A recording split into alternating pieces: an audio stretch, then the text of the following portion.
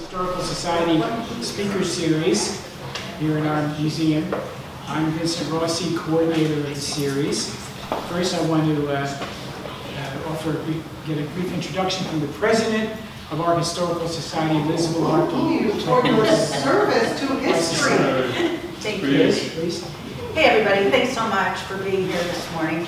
My name is Liz Malarkey and I'm the current president of the association. One more. I've heard that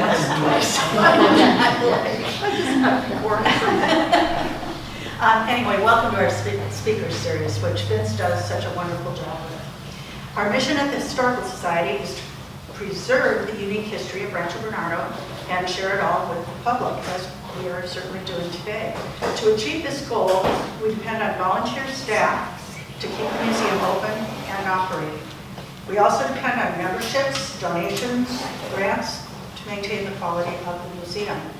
All help is greatly appreciated to sustain this essential community activity.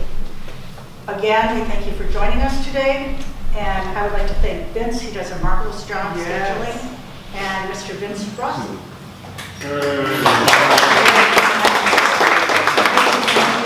There's a number of our society members turning out here. Good. Welcome to everyone. And let me start by asking you to please turn off or mute your iPhones for the duration of the program.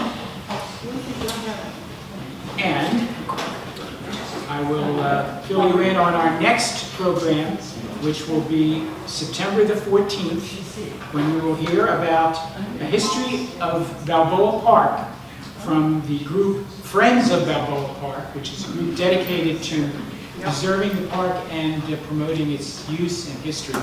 And that should be a very interesting program, so mark that on your calendars.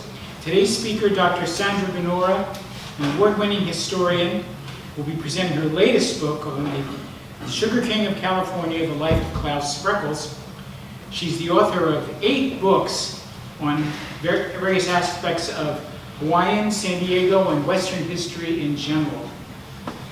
And I've had occasion to be looking into some of her past writings and researching a talk I'm preparing on water development in the county, which Mr. Spreckels, the Spreckels group, had a great deal of involvement in.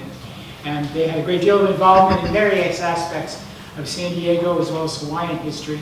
And she will offer us another window into that history today.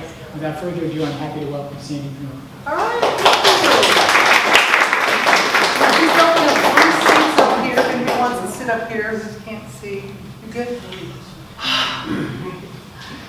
It's tough. This might going to be 70 this year. I remember when I used to spring up at 60. I'm like, oh, 70. I'm like green up here. I know you were like, well, thank you for having me. I can't say no to Vince because I just did research, and he's always quick with me. Like, yeah, no, you're wrong. It's this, it's this, it's this. So really do appreciate you, Vince. I mean, those of us who are researchers, we can't live without people like Peggy and Vincent who hold history here and archives and information. I am so grateful. We can't write books without you. And I know you're your own author. Okay, so here we go. This book just came out June 1. So I'm asking favor and grace is what I'm doing. Is because this is even a newer version. It usually takes me about a year to get a good PowerPoint working to tell the story, but not tell too much because who's got time? So it's not perfect. But I'll do the very best I can. We've been staring at this screen for a long, long time. Remind anyone of the way. Can everyone hear me? All right, here we go. And some slides I just may skip over. I'll quickly say it's very interesting that these books all came from an empty trunk in, well, it wasn't empty at the time, but Scripps Institution of Oceanography. Everything has just sort of dovetailed off that. And if I could do it over, this book is a hot seller in San Diego. It's just now going into audiobook. This is the story of John D. Spreckels. His father is the book I'm talking about today, and I'll sprinkle in John D. I would have done it different had I known I was writing his biography. I would have done this book first and go, oh, now I know why he did that in San Diego. So you get what you get. These are the chapters of this book. Nobody wants to sit here for me to go through all the chapters, but you can see it's meaty, very meaty. Can you all see the slides in the back? Can you read that little sentence? Can you read this paragraph easily? Not able to read it. That's what I'm looking for, so I can pick and choose what to read. Okay, so today you are going to meet the children of Claus and Anna Spreckels. There were these 5. This is our San Diego guy, right here. He's the firstborn. And there's a lot of lessons in this book about why the Spreckels sugar cane disappeared all too quickly. And it's about family. So let's meet Claus. The reason I have a Havana cigar here is I was hard-pressed to find any natural photo of him without a stogie. And so that's for that. So he was way ahead of his time. People remember Carnegie, Vanderbilt, all these kinds of people that we all know. They're part of our vocabulary when we're talking about historical wealth. He's right alongside, but got ignored. Okay, so he escaped the military draft with only 75 cents in his pocket. Who can name this city? It looks pretty much like it does today. He leaves Hanover in Germany and sails for the city most German immigrants don't go to. Most go to New York. Anybody? It's on the East Coast, north of Savannah. Bingo! Give yourself a hug. Yes! Charleston. He ended up in Charleston, and he left behind a broken-hearted family, but they understood, because if you were 17 and you were male, you were looking to get out of Dodge, because you would be drafted in one of those horrible wars you're going through. He left behind his sweetheart, who soon followed him to Charleston, where they set up life as shopkeepers. Not a farmer. He was farming beets and whatever back in Germany. He went to shop. So when he arrived in Charleston, he arrived at a horrible time in our history where you could not have slaves or any blacks loitering or buying anything, or you would be fined or sent to jail. So after a very successful shop, now it's awesome that I live in the age I do. This is a photo I got off in South Carolina. So this is actually his stop, still standing. This is where his living quarters were, where our San Diego's John D. was born. And this was his store. And that's it today. When I found out his great-great-great-granddaughter was going to, I said, you gotta go, here's the address, go send me a picture of you in front of it. So my mission also was to help educate the many lines of the Spreckels family and bring their history back to them. To escape being fined or go to jail, he went to San Francisco. Anybody know what this is called down here? Patagonia. Yeah, Cape Horn. Most people left New York, and this is how long it took to get here. Anybody guess how many months it took? 2. Getting close, getting close. Good answer, but so wrong. and can we pinpoint it? No, because any kind of wind variability would impact how quick you got anywhere in those days. Well, roughly 6 months, 7 or 8. And Claus, who you will learn is very efficient, he went the shortcut. So he came down here, crossed 47 miles of horror. I mean, remember the gold rush, right? People going back and forth to gold. You'd be robbed, you'd be killed. They were just waiting for you here. And you would have to walk some, take some. He took his wife and 2 little kids. So this is how the Spreckels shaved off 8,000 miles. And when they arrived in San Francisco, they had a little boy in between here, Henry. Henry died look at, can you read this down here in the back? You can't read it. Raise your hand if you can't read this. I can't see it. 2 of you. They ultimately buried 7 of their children tragically, and I go through the book to each death and what he was doing and what made, the repercussions of the time. And, my son's in the front row. I mean, I can't, is he handsome or what? I want to just go kiss him right now. But I mean, the thought of losing a child, I mean, this is like, and 7 of them. But those were the days, right? Those were the days. Anyways, goes to San Francisco, same business, opposite coast. It was a dry goods. Now, dry goods, a grocer meant you sold flour, salt, sugar. So here's how sugar came. Sticky molds. This is how it came. And there's a Spreckels market, good for him. And so Claus was like a little dumbfounded, like he's stirring sugar into his coffee in the morning, but it's not sugar from beets, it's sugar from cane. That's a weird concept. What? But that's what America did. Louisiana grew the cane. New York City refined the cane. And see the sugar here? But when the silver, and this is horrible. We talk a lot about slaves and cotton. You would last maybe 7 years if you were a slave and you worked in the sugar fields of Louisiana. This is a horrible thing that fueled the slave trade, us growing cane. Anyway, when the Civil War happened, history buffs. Good. You guys are smart. When this happened, these two weren't talking, were they? So, if you think it was hard to get sugar in New York, it was even harder to get sugar on the West Coast. In fact, sugar was a luxury high. If you had sugar, you would put it into, come here, sir. Here's my grandson looking for his daddy. Come here. So if you had sugar, this is an actual sugar box. You keep your sugar locked up and you put the key down your bra. Don't come near my sugar. That's how rare and what a luxury it became.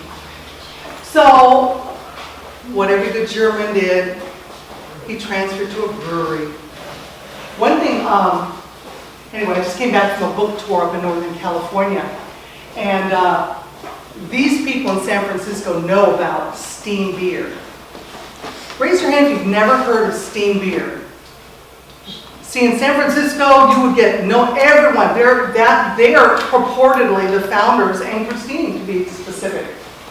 Guess who invented steam beer? Claus Spreckels. So now my research gets to give him credit, and he'll be, he'll have a cult following once this book hits the waves here. Anyways, he starts his brewery, very successful, expands to a bar, to a saloon across the way, and there it is. And right next door to his bar, I'll just call it a bar, was a sugar refinery. And he heard the workers complaining about their rich boss and how he was running sugar mill, those byproducts. And still was the richest man in San Francisco, a flamboyant rich guy. He says, wow, well, if that's how you make money, maybe I'm going to be a sugar refiner. I'll do it better. And he grew beets back then. He knew a little bit. So he tells Anna, pack my trunk. I'm going to New York. Goes to New York. And guess who he tells Anna to pack up his bringing? John. In the middle of the raging Civil War, he tells Anna, pack his bag too. And you remember how long it took to get back? How long did it take? 6 months, remember that? So he's packing up his little boy, he's going off, he's going to learn the trade of sugar refinery. And he did it by night. Sawyer, how old are you? 7. Wait, no. 8. 8. Stand up. Turn around. 1 year from now, this is John D. Spreckels going to New York to stay alone while his dad worked in a sugar refinery. This is isn't that shocking? Thanks, sweetie. So, he He does go at night, he moonlights in the sugar refinery to learn everything he can. And then by day, he takes his little John D with him to interview other refiners to get best practice. Let's move along. Okay, of course it's successful, or I wouldn't have written a book about it. Everything he does is amazing. His base sugar refinery comes back, and it is amazingly successful. I can't go into that, he's beating his leg. Remember the rich guy? Oh, everyone's just dying. He has a couple of partners who are not family members, and they get into a fight because Claus says, I know, let's put the dividends back into our refinery and actually expand. And they're like, oh, no, Claus. Shh, relax. We have comfortable lives here. Let's not get ahead of ourselves.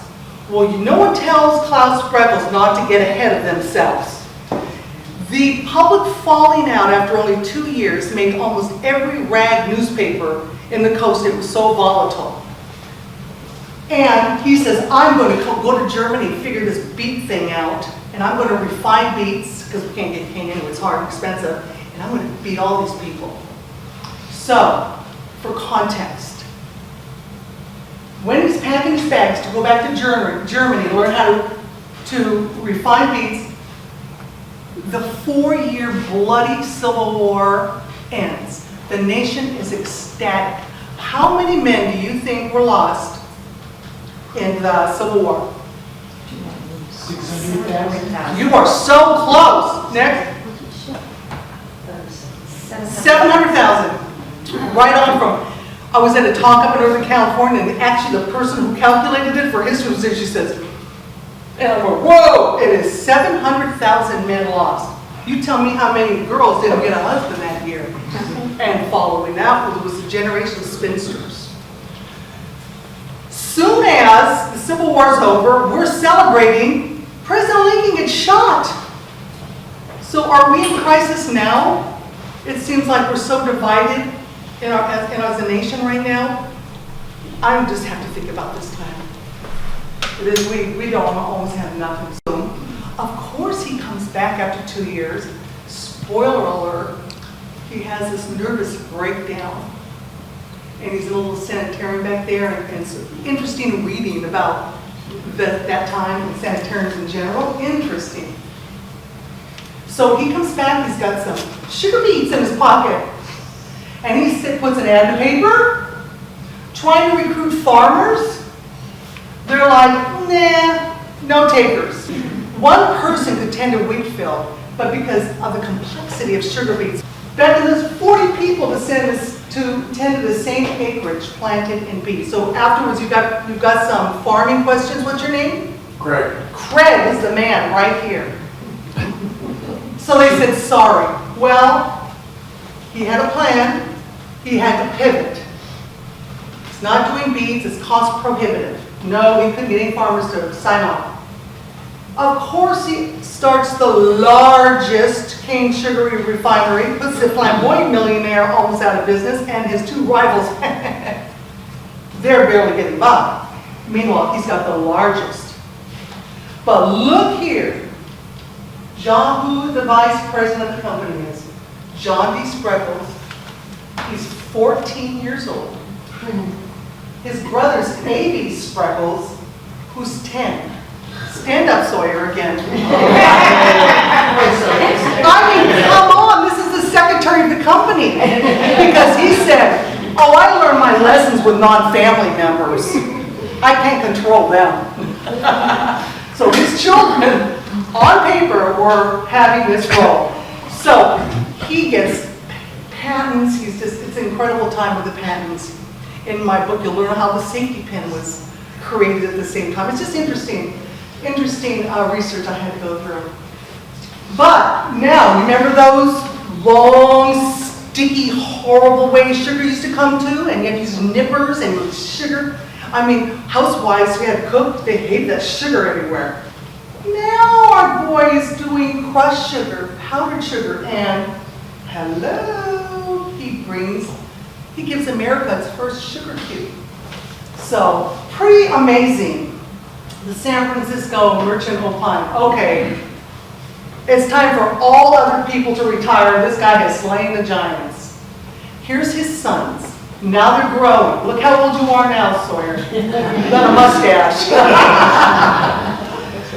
So these are his 3 sons. And they had to go to work. So this is our guy, San Diego's founder, foster father. Entrepreneurial, very shy, not like his dad. John D was very shy. Here we got Adolf, the ladies' man. And by the way, the first term sugar daddy was to him. Actually died of syphilis. And there's Gus, nose to the grindstone, very much like his dad. Remember Gus. These are 3 boys, all had specific roles in the company. They moved to south of the market. All the family in Germany is like, hey, our family's getting rich. They all come over here. He is owning Soma, which is a pretty trendy neighborhood today in San Francisco. And so then everyone knows the name Spreckels by now. And remember the nervous breakdown? Kind of maybe had another one. And he's like, Anna's like, honey, we need to get a little farm. We need to go on weekends. We need to go for summer. We need a place. And they found Aptos. Anybody hear of Aptos? Have you? Are you from Aptos? My mother lived in Aptos. Well, see, and we say it right, don't we? Because I was made a mistake and said Aptos, and all of a sudden they're going. Apparently you say Aptos. It's a beautiful little beach community, upper class, I would say. Claus Spreckels bought Aptos. He owned every square inch. And that's a whole, I don't have the slide up here because I'm not at the moment Aptos. By the way, when I was in Aptos last week, or week before last, that library in Aptos, brand new, that was open, had 100 people crammed, 40 more they wouldn't let in, and the phones were ringing. Not for me, because we always wondered who he was. So the book they're going to do a community read next summer on sugar cane. This is his home. He was beat to the punch. We got to keep moving. Okay, anybody here in the railroads? Where's my railroad people? 2? Just 2? Okay, what's your name? Vicky. Vicky, start counting the railroads. Number 1, he joins up with Levi Strauss. Yeah, that Levi Strauss. And they build a railroad together.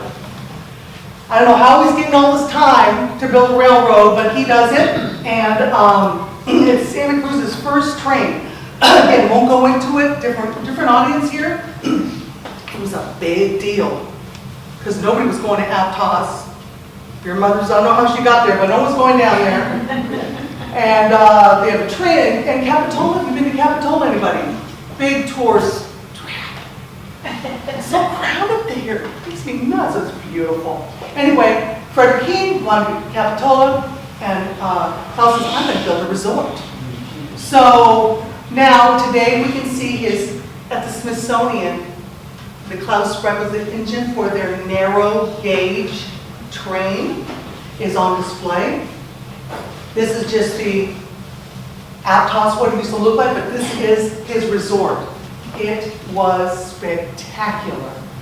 And at the same time, after he does this, John D's watching, and he takes the Hotel Del, and he's like, okay, I know hotel business. The Bad Puppet Story, who had bought it and envisioned it, they had no hotel experience. John D was right by Dad's side. So he knew all of this, and John D was very much engaged in that, so he built up the Hotel Del to be the great place it was. But why do I get ticked off when I go to Aptos and see this sign? Anybody guess? Come on, look. Spreckels is spelled wrong. Right? Missing an E. Yes, it is. So guess what I got? I was there at, remember the library? I guess some interesting people were there. That sign's being changed. Because I said, come on, Aptos, you can do better than this. I got an email saying, we are changing the sign. Because they have many signs spelled correctly, but this is like, we didn't even know we had it misspelled. So, yay, Aptos! Okay. Oh, this is a story. How are we doing? Okay. He was doing well. You can see, that hotel, by the way, food, we won't talk about the resort. Hawaii was a sovereign nation. Had a king, it had a queen, it had everything that you think a kingdom should have. He reigned and he ruled, King David Kalakaua. But Klaus hears, oh my gosh, the United States is going to get that sugar coming in tax-free. Oh, I don't think so. Oh, this is going to ruin me. And I can't go into all the reasons why. But the upshot is, the United States wanted Pearl Harbor.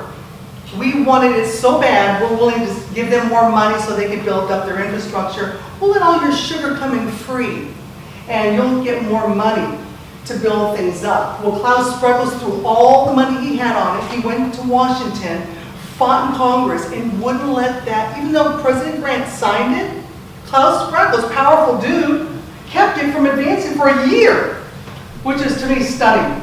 So now congressmen are PO'd as Spreckels. Hawaiian sugar industry is even madder. Every day that thing doesn't get signed, they're losing money. Who is this Spreckels? Here's an overview. I'm going to sit for a minute so you can read that in just a second, because it'll be too confusing if you don't.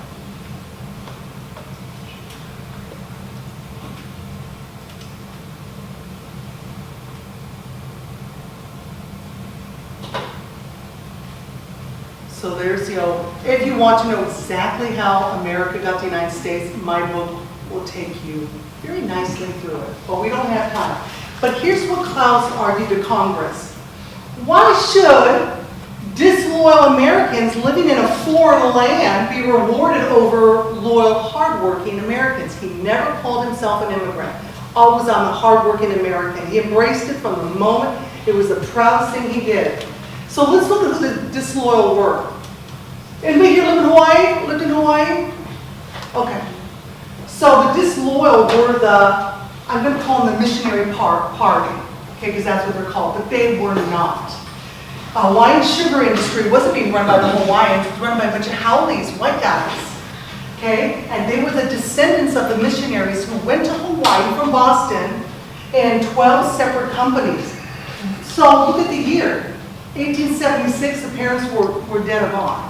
So these are the sons and grandsons, and this is a powerful group. This is the group that ultimately overthrew the Hawaiian kingdom in the name of America, but for their own gain. That's a whole aside. They were running all the business. Every single bit of arable land was planted sugarcane, profiting them. So they were dominant. And when they heard Spreckels was not letting this treaty go, they sent somebody over with a big old threat saying, Spreckels, you reverse your stand or you're not going to have any of our sugar to refine. We'll cut you off. Klaus, he emails Washington. I don't know how we got the word. And so pretty soon, okay, it's going through. But there's no underwater cable from the Washington, D.C. to Hawaii. A congressman has to board a ship to go there and say, Spreckels has let us go. And on August 24th, he boarded a ship. Well, guess who's on the same ship as the congressman? Spreckels, who decided, well, if you're not first, you're last. He went over there in 3 weeks. He secured every bit of all the contracts on the sugarcane before anybody in any competitors in the United States or even the sugar people knew. He got off that ship in Honolulu and went, boom, him and John D, all the islands. When the sugar agents, every sugar plantation needs an agent. They will lend you money in the hard times, they'll market your product, they'll order your supplies, and they'll take a hefty commission. They were all brethren together, all missionary descended brethren. And when they realized the sugar agents running the show, you signed with an interloper, this German filthy immigrant, not with us. Oh, their hatred of Spreckels began in earnest. On the way home from buying all the contracts, to go home and say, yeah, we're going to really, our money's coming in, our sugar's coming tax-free, he decides, he says on the ride home, I love that Hawaii. I'm going to start my own plantation. grow cane. I saw archaic practices. I could totally improve upon that. I need water. So this is the Isthmus of Hawaii, right, of Maui right here. Anybody been to Haleakala crater? Oh, many of you, good. That's where he had to get the water from. And so he returned in 1878. He had a water engineer with him. They were going to go on the slopes, figure out, get it all set down so they can make a proposal to the Hawaiian government.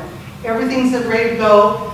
Claus bought or leased thousands of acres, and he was ready to go. He didn't hold back. But guess what? His application was denied. Because remember those people he ticked off, the sugar agents, they lost commission off him. And they were sitting on the government and go, boop, denied. So now he's invested in all these thousands of dollars in land and an engineer, and he was denied. That very same night, he sent a message to the king. Come meet me at the Hawaiian Hotel. I got something for you. King Kalakaua goes over there. He's called the Merry Monarch because he liked to make merry.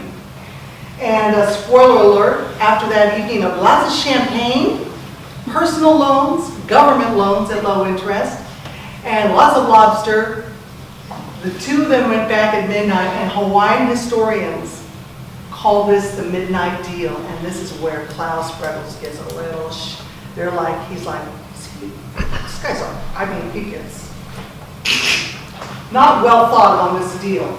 So at midnight, they get this memo, and at 1:30 a.m., all those 4 cabinet members, they were fired. Don't come to work, you're fired. Next day, a whole new cabinet granted Claus water privileges for 30 years. So he got it done. And if you care, that's what the ditch looked like. Anybody here have been on the road to Hana? Many of you. Today you can still see pieces of this water transportation system that he did. Very, very impressive. And anyway, okay, family business, I get it. You got it. This is what you did in those days. I am running the sugar empire at this point. You all are going to be part of my empire. John D. didn't want to be part of sugar. He didn't like sugar. He liked shipping. He convinces his dad to start a shipping company. And in this shipping company, he says, Dad, I am going to ship. Why would you pay if I take a sugar cane to San Francisco? Invest in me.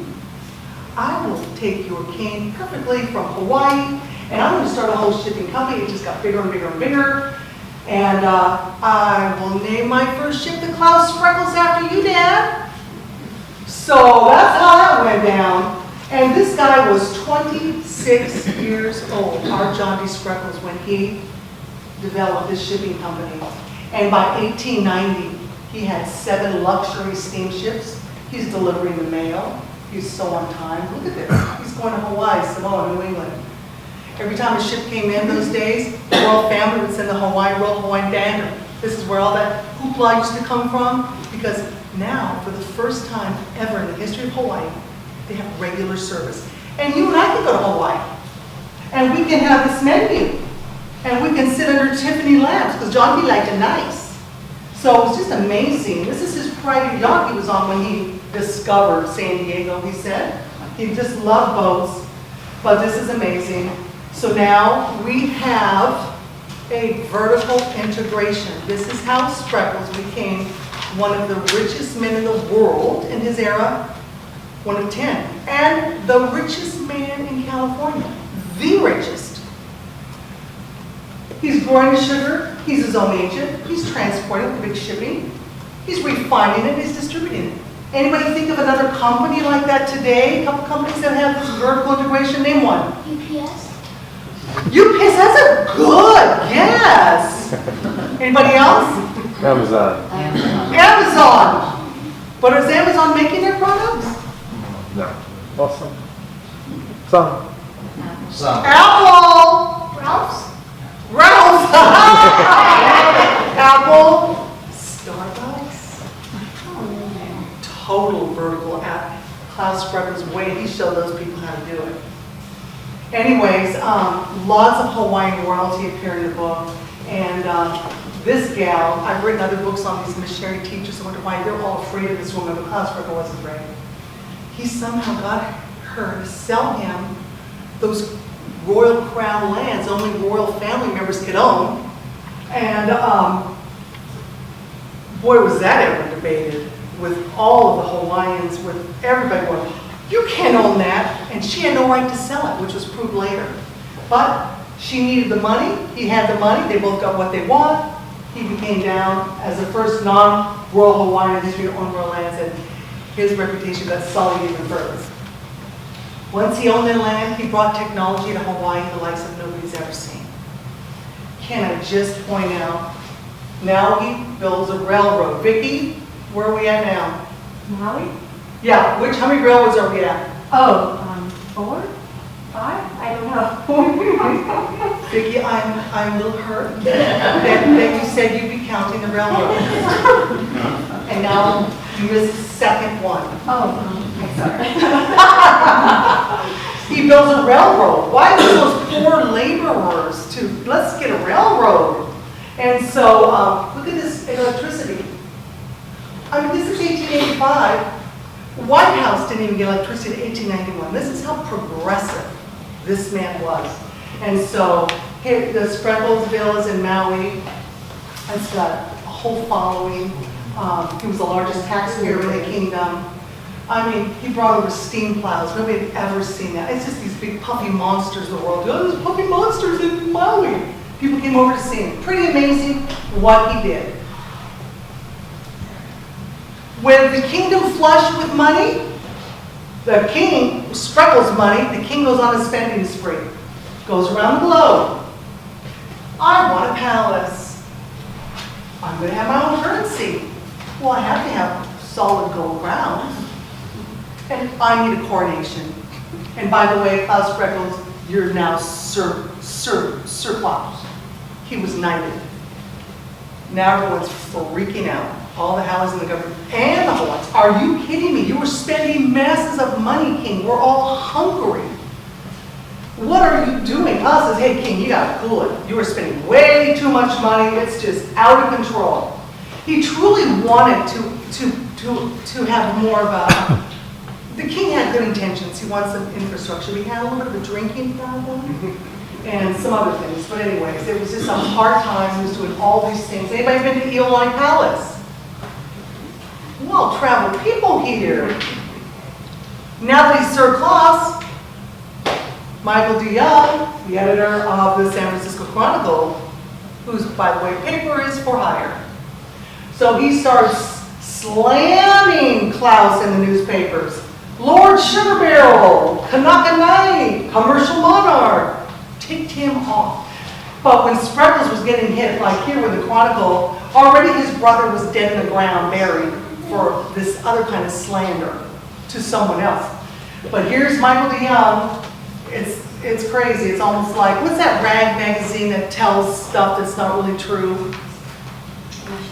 Yes, it's like the National Enquirer. People say that. Telling you these defrauding people, he's a pimp for his for the king, horrible lies. Adolf, purportedly defending his father's honor, attempted to shoot and kill DeYoung in his office and was acquitted because he had a headache. It's dead in the ground? Dead in the ground. And you can listen to, this is from a little paragraph on that chapter. Right here. I never laughed so hard writing a book as I did reading the transcripts of this trial. What in the world? These Spreckels lawyers, what they did to get him off, it is, I don't know why law students aren't studying this. It's hysterical, but he's off. And the country went wild. The world, seems you can do anything in San Francisco. You can shoot the editor of a newspaper and you can get off. This is the wild, wild west. Okay, we don't have time for all this, but basically, remember that group? The group that wouldn't, they said we gotta get this kingdom. I hear King Kalakaua is bringing back the hula. And we all know how immoral the hula is. We've already had told the king he can't have it. Now the Spreckels is giving him all this money. He feels like he can do anything. So they had to get rid of Spreckels, and how they did it was they used the newspapers for the natives, the native Hawaiians. Who's your real king? Is it Kalakaua or is it King Spreckels? So quickly, the king said, I've got to disassociate with the guy who's really brought so much money into the kingdom because it's making me look weak. And they had a hostile parting of the ways, the king and Spreckels. The word is king, remember that knife he had, threw it back, and I don't want anything to do with you, and what are you doing, king, blah, blah, blah. He even went to Aptos to visit Claus Spreckels. Spreckels is back in San Francisco on the outs with the king temporarily. Now they've got to get rid of the king because they want Hawaii. And so they had him sign a constitution, a new one. It's called the Bayonet Constitution today because the king said he thought he was going to be killed if he didn't sign it. And now when he signed it, King Kalakaua could reign in Hawaii, wear all his stuff, but you're not ruling, we're in charge. These white sugar planters. They became in charge. And then he withdrew. Actually, his last good meal was at the Hotel del Coronado. He came here for medical treatment. And Klaus and John specifically said, go to my hotel in Coronado. We're going to get you all better, king. You do not look good.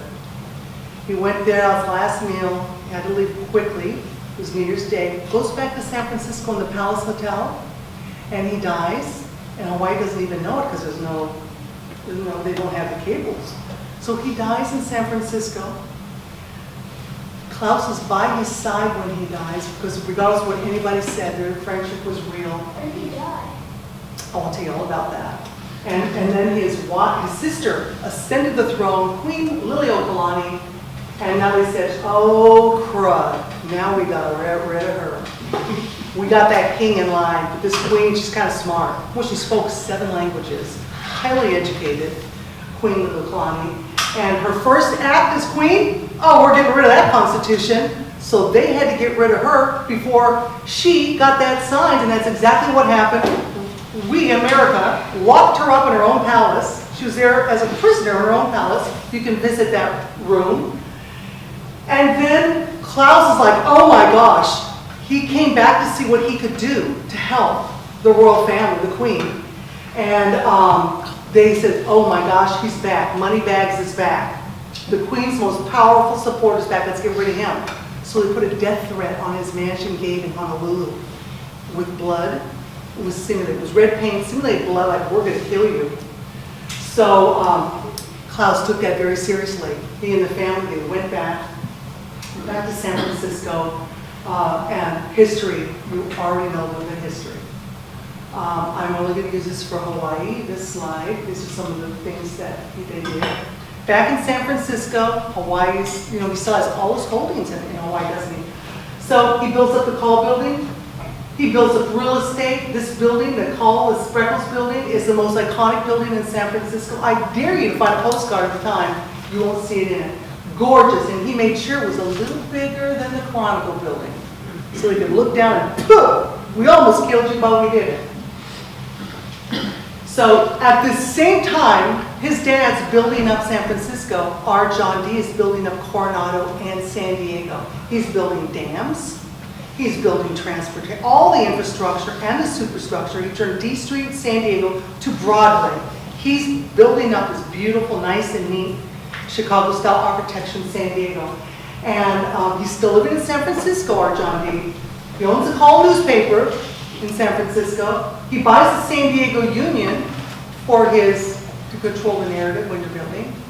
And then they were complaining, who's this upstart from San Francisco buying us up? Well, he had solved the problem. He bought them out when the Union Tribune was criticizing him. Now today, we have the Union Tribune. The beautiful Claus Spreckels building, white marble. The electrical plant was putting soot, black soot, on the side of his beautiful building.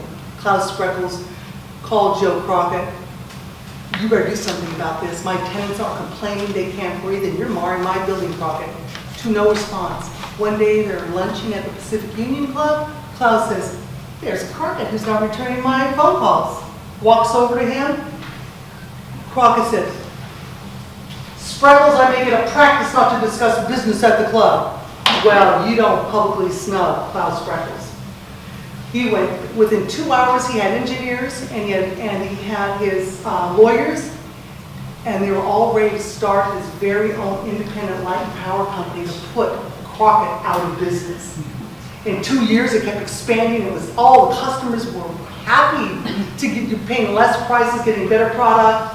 Claus sold in 1903 because he made his point, because Crockett was out on the street panhandling now. Competing companies and consolidated into what would become PG&E right away. So Claus is that's PG&E, pretty big. Now he's a household name, he's moving, he's expanding. There's not anybody that's another name Spreckels in and you'd want to work for him because you're getting 5 pounds of sugar and a beer twice a day. And anyway, this is more. Okay, and I don't know where he has time, and now he's building another railroad. And this one is with Levi Strauss. So I don't know why this is like this. But anyway, now Levi Strauss can get his blue jeans down to California, down central to Los Angeles and Bakersfield places. And Claus couldn't get his sugar. No one could get their wheat. No one could move anything because the Southern Pacific were price gougers. They were horrible, hated people. So he says, "Well, we're going to build our own railroad." And now, this was the first railroad. It comes all the way down to Bakersfield. And he predicted, Claus did, that trains would someday do 150 miles an hour. And it wasn't until 2000 that Amtrak actually got the special train to do it. So anyway, he moves up to Pacific Heights. And he's moving up there because his daughter, she's not real pretty, not real social, but he's going to build a house the likes of no one's ever seen. So all the young men will know, look what my daughter has. It's time to get her married. That's his baby. He's even got a big building in San Francisco, the Emma Spreckels building. Nothing was too good for his Emma. And the cable car made this home development possible. Look at this house. These are just, I got so many pictures, I don't know which one's the biggest. It's like astounding. Her bathroom alone cost in today's money $340,000 for the gold pipes. I mean, nothing was too good. Coalwood from Hawaii, gorgeous. But then Emma never moves in here. Can anybody guess why? She died. Because she died and where she lived. Good guess. She got married. Yes, Sawyer? It's too much. Yeah. She might have been overwhelmed by that. That's a very good answer. Yeah. Look who she falls in love with. Yeah, what is right? Like, okay. Broke her daddy's heart. And he vowed never to see him again, and she made it easy by moving to England, and that's a whole fun story in the book. Came back to California. I mean, he distracted himself from the pain, and starts pouring money into San Francisco and getting it. Does anybody know, does this remind anybody, San Diegans, of any? His father did it first. Let's look here. I gave you, like father, like son. San Francisco, San Francisco. San Diego, San Diego. So I don't think, most people don't realize a lot of the things he did like his dad did. He's firstborn. Same things. Yeah, you've been there, Sawyer. So then there was a big battle. Claus had so much he's going to put his sugar into enemy territory. And what happened is just horrible. This is the end of the family. People, this is the end of the family. When he was asked to join a trust, he refused. That guy's son would go. He went to San Francisco, this horrible Havemeyer, the villain trust organizer, and he opened up a refinery from his rival and slashed prices to a penny to put Claus Spreckels out.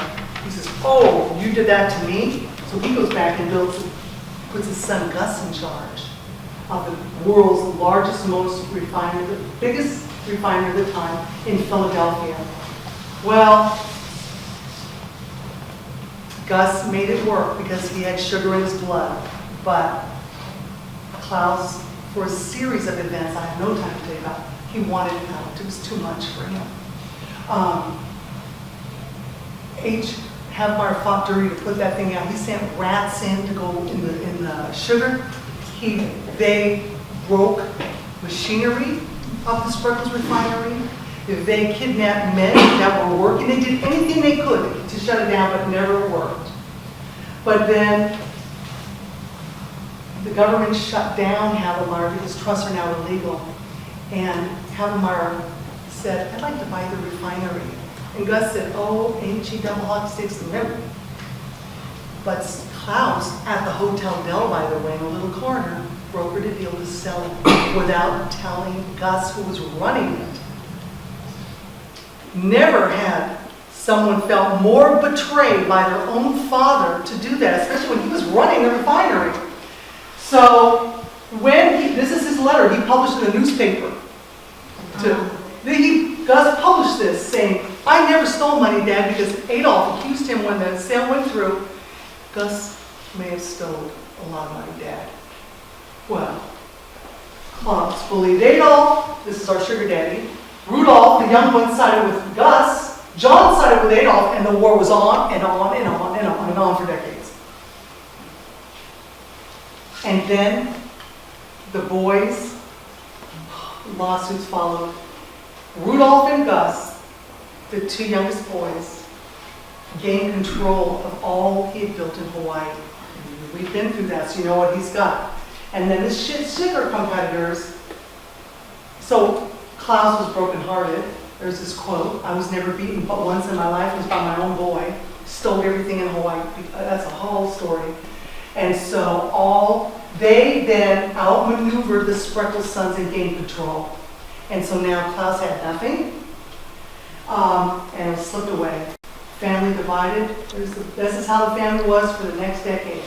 This group on that side, this group, never talking, cousins never knowing cousins, wives, sister-in-laws never getting to know each other.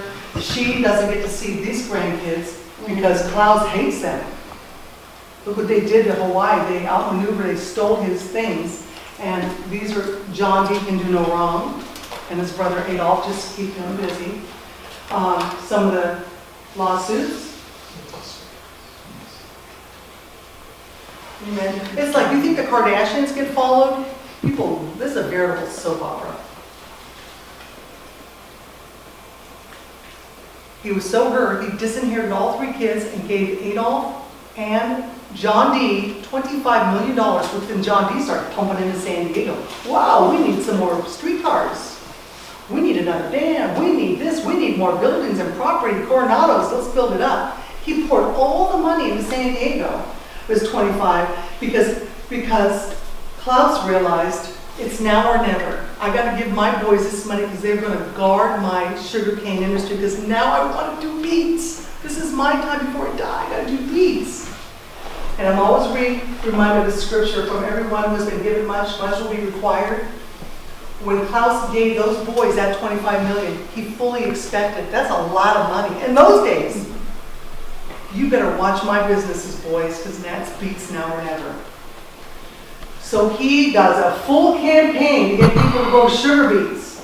Claus says every single farmer, landowner in the state of California is saying, look, I'll buy your beets. You grow them.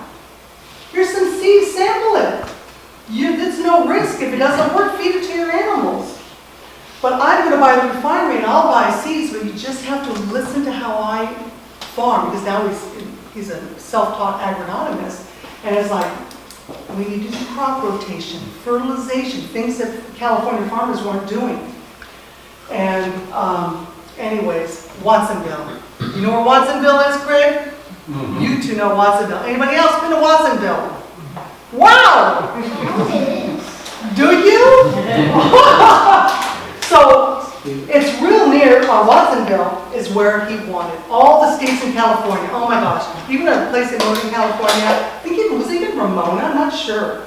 Anyway, all these places, definitely Ventura, Oxnard, Sacramento. Yes, we'll build a refinery. We're all starving. Farmers were starving in California. So you'll have to read what he did. He says, yeah, but the states want you, but the farmers are like, what? Beets? Beets? I don't know about this. They were skeptical. They wouldn't sign the line. Klaus did some very creative things to get all the farmers in the Pajaro Valley to give up their old crops and don't grow for your kitchen table, but grow for a refinery. That's a whole different context, isn't it? It's a whole different thing. But guess what? It was highly successful. And then, I mean, look at this. I mean, to get Klaus to do it, he says, okay, I'll build a refinery because I got all these beets going in the ground, but you're going to have to give me the land. They believed in him enough to pony up $12.5 million in today's land so he could build a refinery. And so now it was massive beet cultivation, and so he has to build a railroad to bring, so farmers, because now he's got all up and down the middle of California. Where were growing beets in your area, Craig? Where were beets being grown in your area? Gilroy. Gilroy, anybody? We know Gilroy? We know Gilroy. Look at that, you're in good company here. Okay, he builds another railroad. How many railroads is this? Sawyer, I'm just giving you a hint, because Vicky's off the job. Thank you, Sawyer. And I already knew it, so you didn't have to show me the number. That's my grandson. Oh, my DNA is right here in the room. I'm so happy. Anyways, America's now watching. Look what they did to Watsonville. Watsonville has homes and hospitals and schools because now this refinery is making all the sugar in the world. They're going, okay, now everybody wants to get into it. So now Klaus is now the America's foremost expert. He's living his dream. He's still got the painful family stuff, right? But he's living his dream. He's mentoring America on how to grow sugar beets to get ahead. And he says, people said, you're so rich, why don't you go float, buy an island and have Mai Tais? He said, no, that's not why I'm doing this. He says, it killed me. It's not money that I'm doing this. I want the people of California to be able to show that Claus Spreckels has done something for the state when his bones are at rest. And do you know John D. said the same thing as his death in 1926 in Coronado? Very similar motivation for why they both did what they did. So look at all the places that went into beet production. And he's like, I did it. He did it. Klaus did it. But he had so many beets. He had too many beet farmers. Oh my gosh. How many tens of thousands? 30,000 acres. He had to move. Remember the Watsonville farmers who all ponied up all that land? Well, it's been a good 6 years, but I'm leaving. What? Well, we'll take your beets, but they left us abandoned. That's the whole story. Woo, that's spicy. Anyway, so now he has to build their railroads now going up and down because he's now established a refinery in Watsonville all the way to the Salinas Valley. He is going to turn brown, arid wheat fields into green. This would be his final parting gift to California. He built, well, you can see, water was the big thing. And that Salinas Valley is so beautiful. Again, I was just there 2 weeks ago. I love being there. And so we can move on around here. But finally, on August 26, 1899, his final dream before he dies is now met. Look at this beautiful factory, and a little bit is still standing today. Just has some nice beef ribs across the street from there. It's interesting.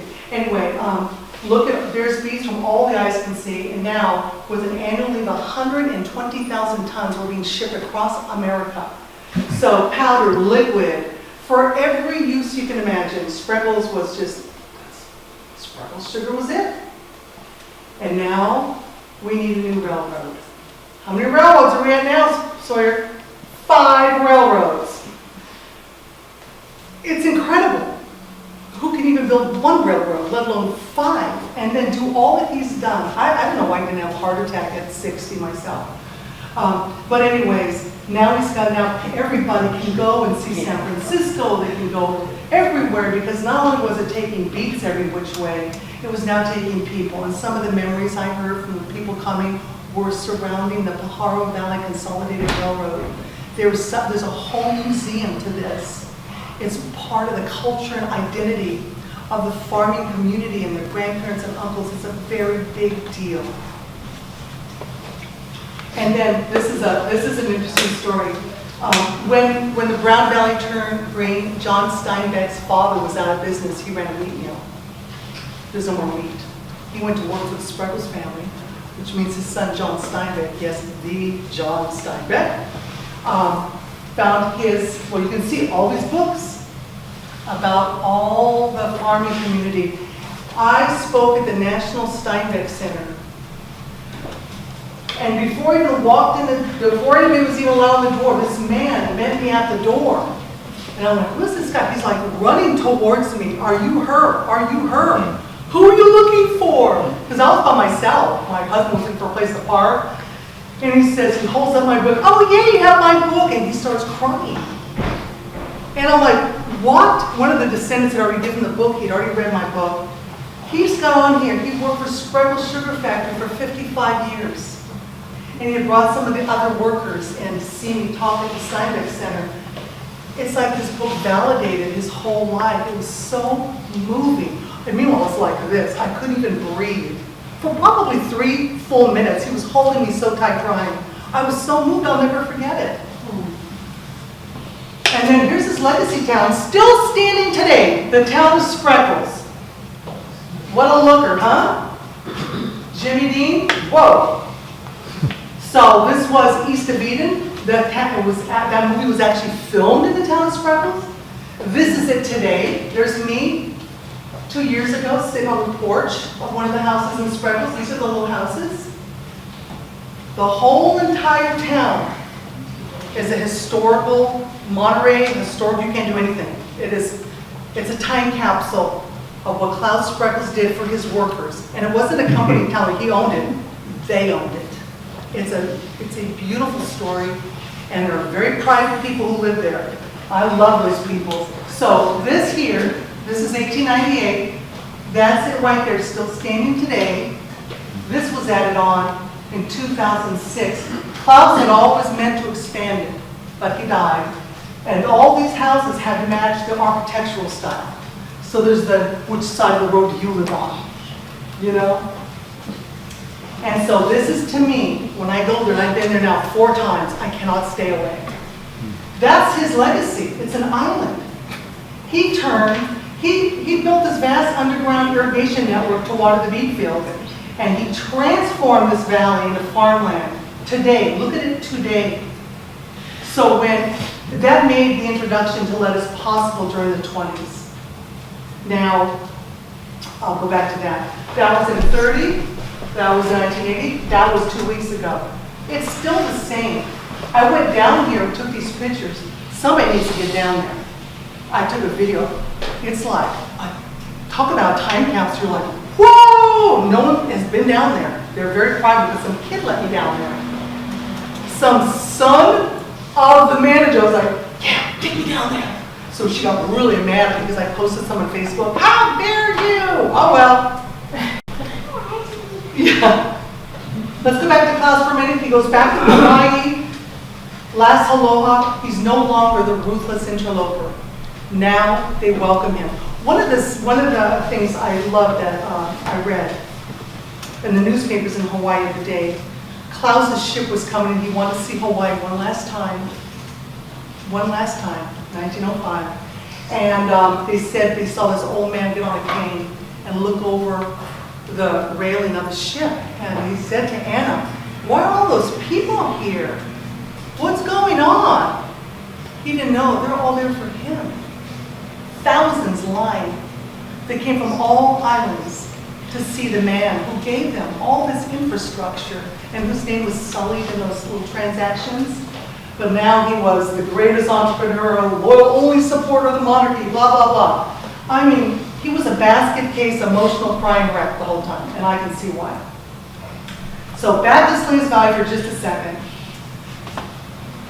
Every salad I eat, I like Taylor Farms. I mean, all the Driscoll berries, everything is on land that Claus Spreckels developed in the Salinas Valley. Everything. It's because he irrigated them.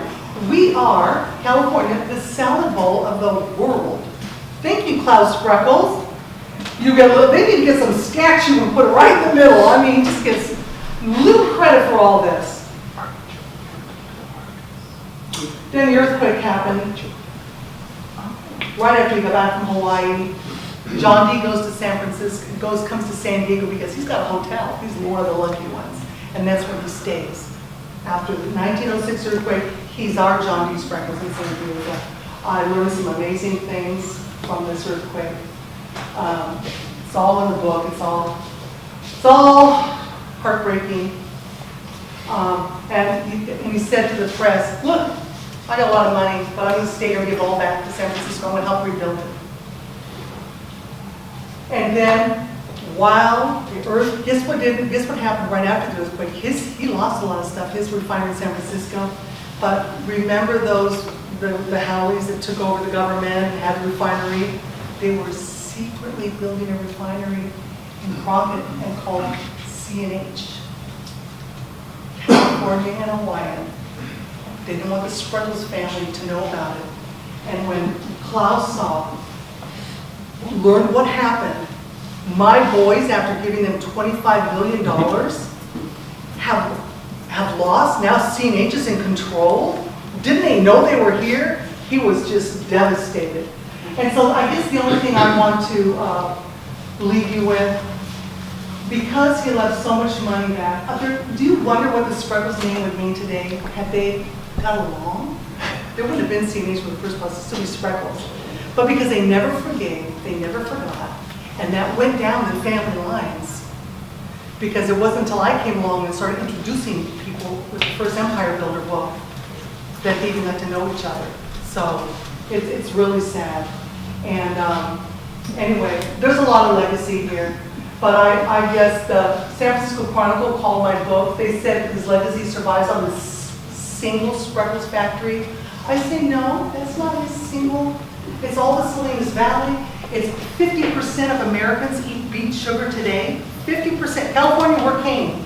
But if you live in Colorado, your sugar in your coffee is beets. 50. In fact, it's 55%, I believe. No, it's 60. Went up. I keep talking to these experts. Thank you, Claus Spreckels. And so the people I've met that are from his lines, wonderful, talented, beautiful people, and that's his legacy.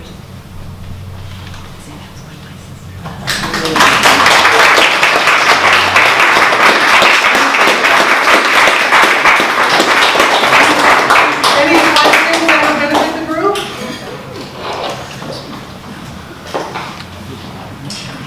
Yes. Why did you write this book? Why was this book? You know, why focus on him? What was it about him that you said, I'm going to dig deeper? Well, after I did Empire Builder and I learned like what his father did, I'm like, how come no one's written his father's story? I mean, John D. is this much compared to the magnitude of his father. And quite frankly, my publisher learned that that my Empire Builder was getting coverage talking about the father in Germany in Der Spiegel, which is this huge magazine. She said, you just sit and write a book, we'll give you a contract right now. I'm like, I don't know, I had to want an inspiration to be convinced because it's hard work. It's like 400 pages. And does everybody wants one to have my author's price today? And you're not hurting me if you don't, because I got to take these to an event soon. But these books sell for $39, and you can have it for $30, no tax, no shipping, just $30. Okay, so if you want one of these, if you want a John D. book, they're $20-something. So I thank you so much for being a history lover, for being a history buff, for just being here. I hope I didn't disappoint you. You know, you got some air conditioning. That's not bad. Thanks for coming. Vince, you want to stay?